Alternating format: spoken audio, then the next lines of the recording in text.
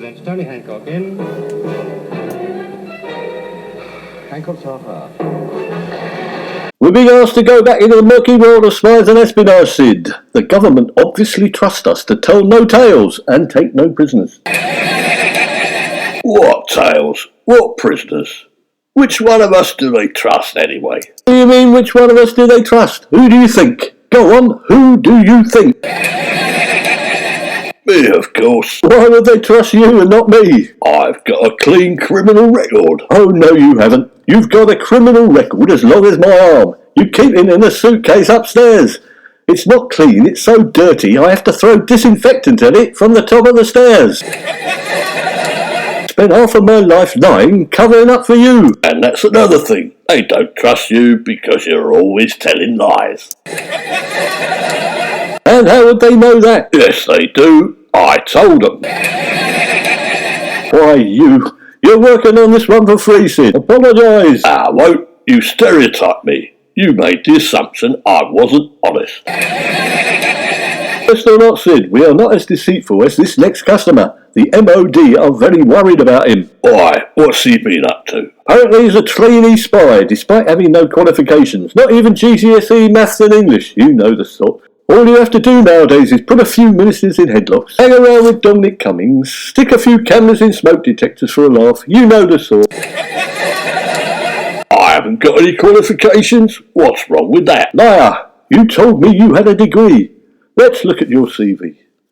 Yes, Sergeant Sidney James, degree in turf accountancy. There you are, Sid. You told me you had a degree. What's turf accountancy? Go on then.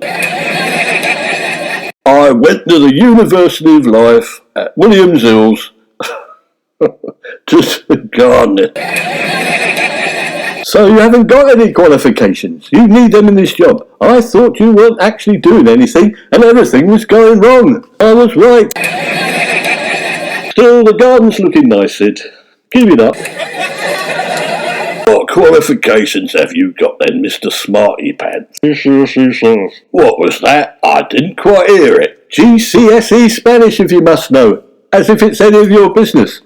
All right, at least it's a qualification. My auntie was Spanish.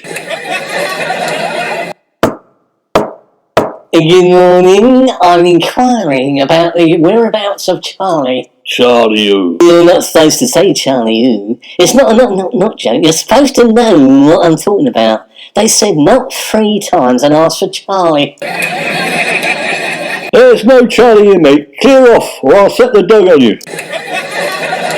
Stop messing about. I was told to come here by the police, and not 3 times. You're supposed to know the password. What password? What's the password on our computer, Sid? Give it to him. 1, 2, 3, 4, 5, 6. Barbara Windsor. Yes, whatever he said. I can never remember the flaming thing. Alright, I'm coming in anyway. I don't think you're enemy agents. Keep your hands where I can see them. I've got a cyanide tablet. I'm not afraid to take it. Now, look here, Charlie, or whatever your name is. Don't go doing anything reckless. I don't want you pegging out in the dining room. Yeah, that's right. Take a few deep breaths and then tell us who you are. You're supposed to know. I'd better go. I might have walked into a trap. Are you going to take me hostage? I don't know nothing. Yes, I can believe that. We have no intentions of taking you hostage at the moment. Right, let me look at the police briefing. It says here your name is Kim Philby. No, have another go. I can't answer you till you've set the password. Right, what's your password then, Cop? My password is Kim Philby. All right, don't give us an hard time. What's your name? We'll get it out of you in the end. You mustn't torture me. I forget everything when I'm being tortured. That part of the course I haven't passed yet. You can have my rank and number, but not my name. You're supposed to give your name, rank and number. Oh, all right then. I'm Kim Philby. You just said that was your password. I know. It's the same as my name. Nobody would think I'd be stupid enough to use my name as a password. You didn't. Once you told me the password, I can give you my name. I'm following protocol. Protocol or not, Philby, the police in MI5 are concerned about your behaviour. What's it this time? time. They're always fussing around about something. I'm usually late, but it's not my fault. My mother doesn't wake me up in time. It's nothing to do with that. It's simply because they can't find you. It's only because you got a parking ticket last month that they were able to track you down. They thought you were in Scotland or somewhere odd like that. Most importantly, you left a large quantity of classified documents at a bus stop with your name and address and phone number on them.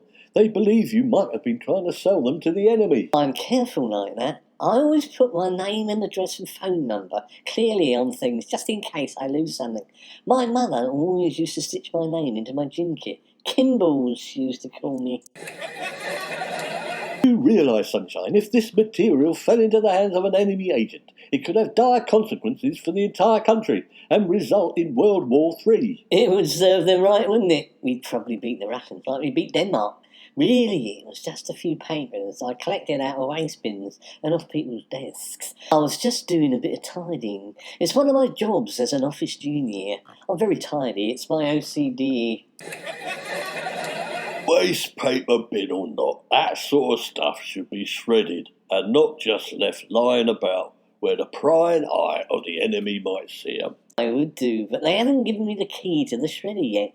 You have to be there 2 years. I'm still on probation. Anyway, they were all in code. No, they weren't. They were in plain English. I've had a look. Ooh, are you sure? I couldn't read them. I must have left my glasses at home. Silly old me.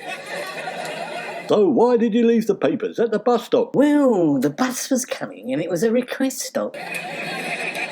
So you put down the papers so you could stick your hand out to get to the bus stop. Look, who's telling this story? You or me? You weren't there, were you? Unless you've been following me or something. No, I stuck my hand out and the bus knocked all the papers out of my hand and they fell into a puddle.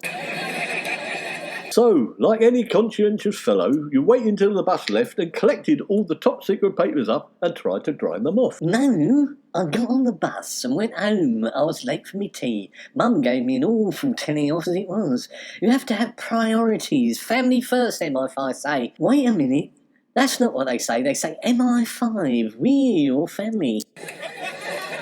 I think you need to go back to spy school, Mr. Philby. Oh, please, don't send me back to spy school. I've never passed an exam at spy school in my life. I keep getting detention. I'm bottom of the class. They're sure to get rid of me this time. Well, we'll consider your request. Who's in charge of spy school? It's a woman, Dorinda Cummings, the sister of Dominic Cummings. She's a tyrant. She can't stand me. She says I'm not weird enough. She wants me to model myself on Boris.